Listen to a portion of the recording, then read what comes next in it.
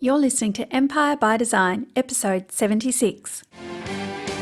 Hey, I'm Katie White, coach, consultant, transformation facilitator, action taker, empire builder, and this is Empire by Design. In this show, we're building empires, we're sharing stories, and we're getting up close and personal on the strategies that make an empire in today's online world. Get all the show notes, past episodes and more at katiewyatt.me. For now, settle in for the ride. Hey, Empire Builders. In this show, you are going to hear an interview with a champion vlogger and podcaster and now book author, Amy Schmittauer, who totally created a rap video clip as part of her book launch. Oh my God, is on the show today. And one day I'm totally going to do an Alicia Keys Empire State of Mind clip for my podcast. New York. I know, stick to your day job, Katie. Welcome to the show. It's going to be a good one. After the show that I recorded with Amy a couple of weeks ago, we actually did an exclusive mini training just for my podcast Empire members, whom I adore and love very much, where Amy talked about her podcast, how she markets it, how she integrates video with podcasting, which I think is a huge area of interest for many of us, and also book marketing because, hello, she's on a book launch. I do this with a lot of my podcast guests after we finish the show that the audience, you guys get to hear. We actually have a little tete-a-tete and only my members get to hear it. So if you would like to get access to these exclusive little pieces of cherry pie, come and join the Empire. It is for podcasters, or if you're about to launch your podcast, you're in that process, you can join too. It's only $37 a month and we do training. We hold each other accountable to our goals. I hot seat review a member podcast every month. And in fact, you heard it here first, the hot seat reviews are going to evolve this year to incorporate everyone's feedback. So not only will you get my opinion on your podcast, you will get the opinion of a whole bunch of like-minded, awesome people. So if you want to have a look at and join the Empire, go to www.podcastempires.com and click on Access the Empire. Now, before we get stuck into the show, I also wanted to let you know about Artful Business Conference and sunny Brisbane because I've been a little bit remiss and the prices on the tickets are going up today, the day that this episode goes live. And I really should have told you about it earlier. I'm very sorry. But if you're listening to this when it goes live, and then I know that you are my favorite audience person because you listen to me on the day I go live and I love you and I want to know your name so I can send you virtual flowers. What was I saying? If you're listening to it today, the prices for Artful Business Conference going up at the end of today. So definitely check it out if you think you can be in Brisbane at the end of May. It's the last weekend of May, the 27th and 28th, and I will be there. I'm running 2 workshops, one with a co-delivered workshop with the fabulous Elle Roberts, where we will be delivering a workshop with a framework that we have developed and it's never been done before. I'm so excited. Plus, I'll be doing a podcasting related workshop. Plus, I'm doing a keynote. Plus, there's all these other amazing women, Kylie Patchett from the League of Luminary Ladies talking about money mindset. Who else? Kate Toon, the amazing copywriter and SEO expert, will be running a workshop as well. Shannon Bush will be there. Laura Elclesley, whose name I never can say. Anyway, it is going to be amazing. I am going up not just for 2 days because the VIP ticket holders get a whole half-day mastermind on the Monday afterwards. And not only am I going up for 3 days, but I'm going up for 5 days. I'm so excited. And what that means is if you are around, I am available for coffee dates. I'm thinking about going stand-up paddleboarding down on the Gold Coast. I am available if you want to do some in-person coaching, fun, hashtag super fun.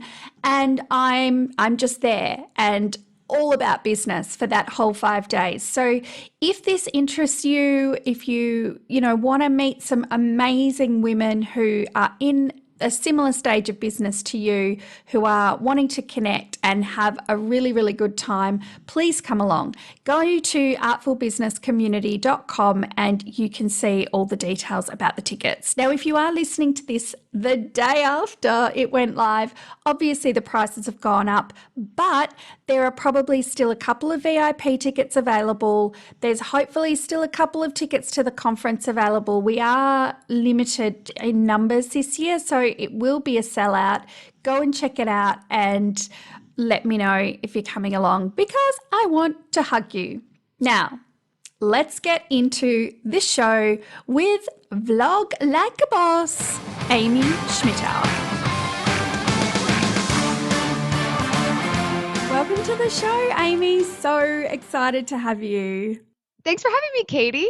Oh, it's brilliant. I was actually just stalking your Instagram account and realized that we're both Beagle mothers. Oh, that's so cool. How old is your Beagle? Oh, she's quite old now. She's just turned 12.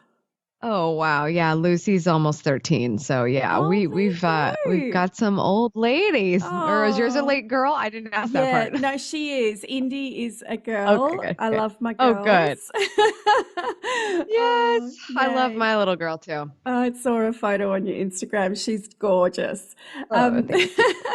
but anyway, on to vlogging and all things podcasting. So, look, you probably don't hear this very often, but I discovered you actually through your podcast, not through Oh, your vlogging really? fame. Yes. I love hearing that. Not very often do people find me through the podcast. So I love to hear that as well as through the videos. It's even more fun for me. Yeah, well, I think the thing is I'm a very much a podcast consumer and I'm not as much of a video consumer. And I guess that's sort of my first question. Like, do you actually think that you really need to be a consumer of the format of the content that you want to be creating? Oh my gosh, big time. Because I think too many people try to approach a platform to create for it, maybe because they've seen a few things here or there, but they've not tried to quite understand it. And by understand it, I mean you're going into this context of this special place that's become popular because people are paying attention to it. But why are they paying attention to it? Mm, So more specifically, a lot of people just look at YouTube as sort of like a place where you can upload videos. They can be any length, they can be any format, and you think that they'll fly. But at the same time, it's kind of a special place to be if you respect sort of this cadence that's going on there. And I think the same goes for any platform. What you post on Instagram won't be the same as Snapchat. So it's extremely important to be a consumer because you will get to know the platform even better as somebody who kind of not just creates for it but absorbs from it, and you're going to learn from it and pivot and continue to sort of adapt to what fits there the best. okay. So how do you suggest if people are they're interested in video? I feel like for a lot of, especially in my community and a lot of people that I talk to, video feels like it's something that's really important. We're all kind of a little bit interested, but not, it's almost like this. I don't really understand YouTube, all of those sorts of things. So how would you suggest just getting started? Well, I think the nice thing is that in 2017, we live in a really convenient time to just get started. The abilities that we have with the equipment that's already in our pocket is incredible. I think the biggest thing is before you get started with any platform, you have to be really clear on what your message is. Because if you don't know that, then you're really just going into this to please yourself. It's not necessarily for others and to sort of nurture a particular audience and serve them. So what is the message and how important is it? Because once you really wrap your mind around that, you start to not be so concerned with these things that feel like really big obstacles, like a podcasting microphone or a vlogging running camera. These things can seem really daunting before you're so excited and have a fire under your butt about your message that all of a sudden those things are just details. They're the vehicle for your message. I think that's the biggest thing. Be very clear on that so that you will get started and you won't be held back by some of these hard fears that people have to tackle. But that being said, you do have to tackle those fears. I love that you said that because I hear the same thing in podcasting all the time. There's this massive tech barrier that once people are over that, they're like, I can't believe I was worried about it. But it is a barrier. But I feel like there's a few more barriers with video because it's that next level of personal because you're on screen. So I guess, and you mentioned, we're in an age of convenience and sort of last year seemed to be the year of the live stream. So, like if someone wanted to start making videos or take the videos they're already making to the next level, like what's your view on why you should focus on video this year? Well, in particular, every single social platform that we are sort of going out to warm up to people, to have them get to know us better, all these networks are pushing video content. And that's because the users that are spending so much time there love video content. So it's a very good time to start because it's so widely accepted and pushed organically. I mean, if you look at a platform like Facebook, Facebook wants so much for you to upload native video, meaning, instead of uploading to YouTube, upload directly to Facebook. And you sort of get this really nice bump in organic reach. That's not such a bad thing when you're sort of just getting started. You're trying to rally the couple of people that are following you, or even if you have a lot of people, making sure you're staying on their radar. Because all of these social networks are getting so much more difficult to get the reach that we thought we recruited, right? And our followers and things like that. And it's sometimes tough to make sure we just make it on a news feed because of the algorithms. Video, however, is helping us sort of get that edge, at least for the time being. Our organic reach is being served to us on a silver platter if we use video to share our message. So that's a great reason to get started, especially if you're looking at Twitter or Facebook or YouTube as particular platforms where your audience hangs out and you need to be as well. Not to mention Instagram and Snapchat. I think with Instagram, when you're thinking about video, it's similar to Snapchat and you'll use the stories feature. But what a way to get started. All you need is a smartphone and a couple of apps and an account, and you can start making video. It's not as complicated as it used to be when I started making video. You needed a camera, you needed editing, you needed to upload to YouTube or some sort of robust platform like that. At the time was very robust. And you don't need that anymore. It's very easy to get started, and it's encouraged by not only the social networks, but your audience. It's how they want information. Yeah, so true. And do you think then that it's best to just, if you're already on Instagram or you're already on Facebook, to just go with the video platform that they're using rather than trying to be on everything? Oh, absolutely. I think what people make the biggest mistake on is that you need to be everywhere. It may seem that way. It may feel that way. And it certainly isn't a bad idea to go and kind of make sure you create an account somewhere in case you're worried about like a handle or somebody stealing your name or something like that. But just because the platform exists does not mean that you need to use it yet. And so I think that people make that mistake.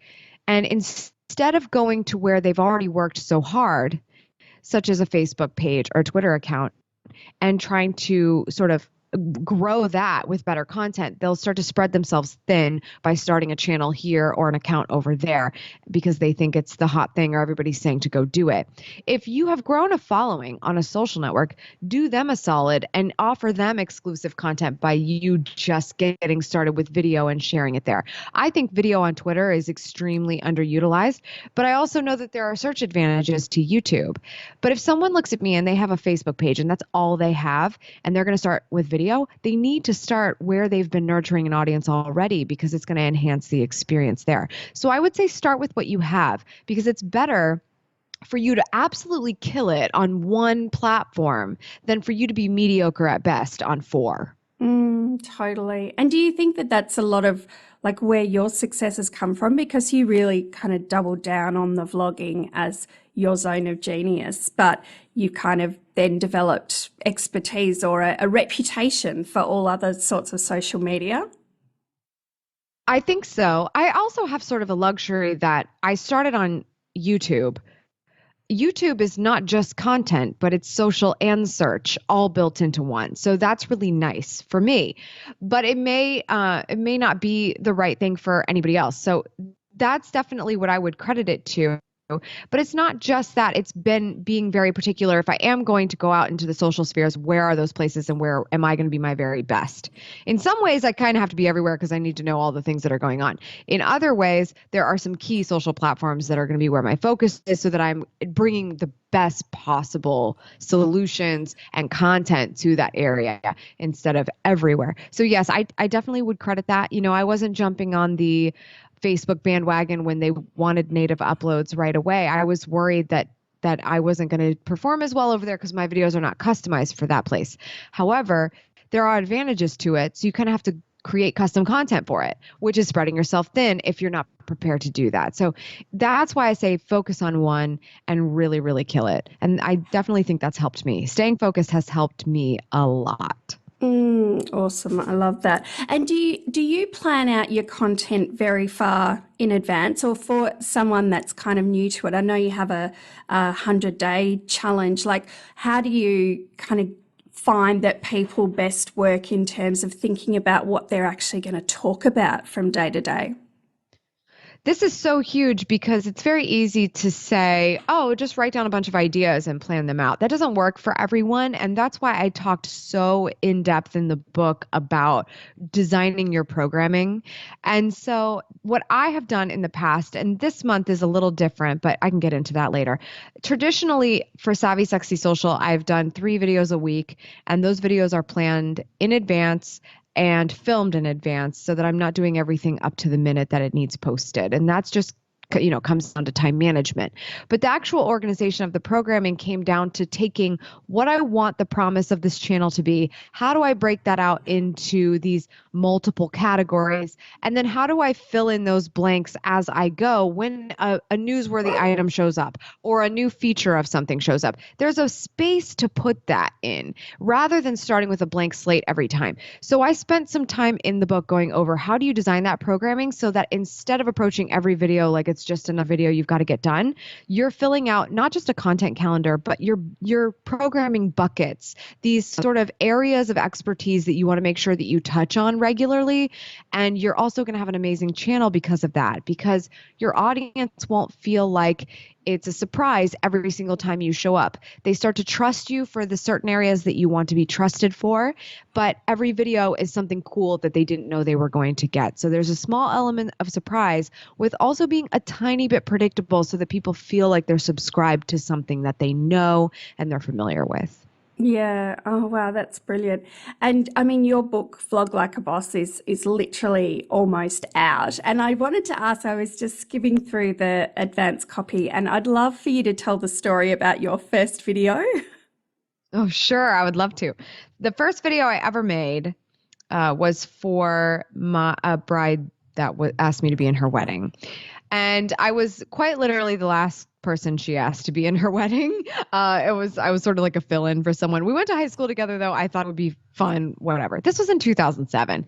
What I wanted to do was, instead of being known as the last bridesmaid, I wanted to be the favorite bridesmaid. So I just decided I was going to do something cool for her, and I made a video. I teamed up with another bridesmaid. We'd never made a video before. We just thought, let's just do this thing.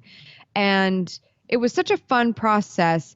We went around and sort of filmed friends and people we knew from back in the day, back in high school, which felt so long ago at the time, and filmed a bunch of people just wishing her well. And I really got my hands on an editor for the first time. I started creating this thing, and it felt so special to me, but never more so than the moment I played it for her at the rehearsal dinner. And of course, there's more than one person at a rehearsal dinner. There's many people at a rehearsal dinner. But I hadn't realized what an effect that video might have on more than the one person I made it for. I made it for her. There was nobody that was going to understand it, feel it, be emotional by it more than she would. But still, everyone in this room was just so rocked by this video, and they were just so excited and emotional, and people were crying, and they were like, this is so cool. And I thought, that is so fun that you can make something for one person and it affect the many. And that's really where I discovered video. That's when I decided to join YouTube, which was 10 years ago now.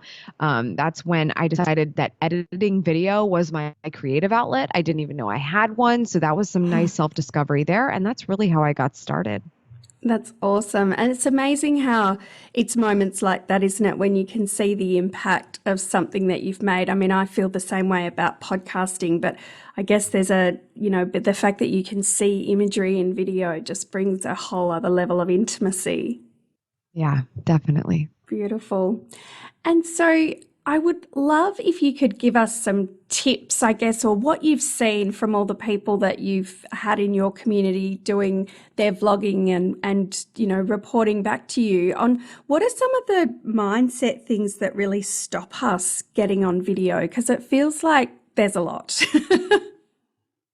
There is a lot. I think here's what it comes down to. I brushed on this a little bit, but it can be tough to look past the fact that you're talking to a device when you are making video. Essentially the same with podcasting. You're talking to a microphone, you're talking to a computer, especially if you're one person podcasting. It can feel very bizarre. Like, how is this going to be good? It's even worse when you're looking into the lens of a camera. But I would argue that the reason why that's difficult for people is because they're doing one of two completely unnatural things. One, you're looking at the lens like it is nobody. And that's not okay. We think very weird of people that talk to themselves. So why would it be okay for you to feel bad about that yourself when you're talking to a camera because you're convinced that nobody's watching this? You're just talking to a camera like a crazy person. That's extremely unnatural. You're not going to be yourself on camera. Therefore, it's just not going to be a good video. The other thing you could be doing is looking like the lens like it's 1,000 or 1,000,000 people. And that's also extremely unnatural. Why would any one person be talking to 1,000,000 people at one time? We'd only see quite one or two people, maybe people on television doing this, but we don't really do this as human beings. Even walking on a stage with 100 people in front of you, that's so unnatural, and you really have to practice to get to a place of comfort with that. So why sit in front of a camera and picture it like it's either 0 people or 1,000,000 people? Because you're immediately going to shut down. You're going to feel completely out of your own body, and it's going to be weird, and you're not going to feel like you're being accepted, and it's just not going to be the true version of you. But if you were to look at the lens of a camera like it's a one person, like I looked at the lens of the camera like it was Stephanie for that first video. If you always had someone you could think of, your perfect audience member that had a name and a job and a life and a family, and you thought of that person, and that person needed your information more than any other person on this earth. So you are simply delivering this very important message for them, to them, with this vehicle, a camera. That's a completely different mindset. That is the one thing that will take someone's first video or 1,000th video from mediocre or terrible to amazing. It's not editing. It's not fancy footwork. It's not a great backdrop. It's not standing on a beach. None of those things will step up a video like you're talking to a person, because that's exactly what you're doing. And until you accept that, it's just not going to work. By far and away, the best thing you could do, the second best thing you could do, is to not get so much in your head about equipment. Also a very easy thing to do. Your smartphone's not good enough. Well, it was good enough if the baby was taking their first steps, or the dog's rolling over, or there's an amazing sunset. Your smartphone's perfectly fine in that moment. But for some reason, you won't do it for your personal brand, or you won't do it for your company. That's crazy. There are better pieces of equipment in this camera, in this phone, than we see on the shelves of camera stores. So don't be so held back by what you have at your disposal. Just do what you can with what you have. And that's a huge thing. the last thing I would say, and this is the third fear that I talk about in the book, is return on investment, just fear of not getting it. And for that, I say you really have to look at this like it's a formula. If you're worried about money, then make it a math problem. How much do you need to get out of this?